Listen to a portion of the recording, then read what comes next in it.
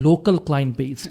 আমি তো একবারও শুনতেছি না যে তুমি ইন্টারন্যাশনাল ক্লায়েন্ট এইটা ওটা ফ্রিল্যান্সিং অ্যান্ড হোয়াট নট, এবং তুমি লোকাল লোকাল মানে লোকালি তুমি বিজনেস করে তুমি বেশ সিগনিফিকেন্ট অ্যামাউন্ট মেক করছো আলহামদুলিল্লাহ, যেটা মাশাআল্লাহ। মানে বাহবা দেওয়ার মতো।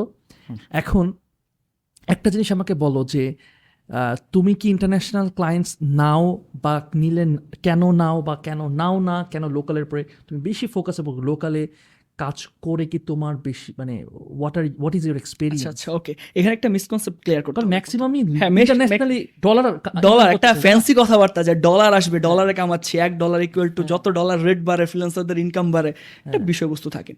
এখানে আমি নিজে যেহেতু ফ্রিল্যান্সিং এর প্রশিক্ষণ দিছি আগে, তার মানে আমি নিজে একজন ফ্রিল্যান্সার ছিলাম। ওকে, ইয়েস। সো ফ্রিল্যান্সার যেহেতু ছিলাম, তার মানে আমি একসময় ডলার ইনকাম করতাম। এখন ডলার ইনকাম রাইখে আমি বিডিটিতে হ্যাঁ। ইনকাম করতেছি। Right, right. অনেকেই বাইরে থেকে দেখলে ভাববে আরে এটা কি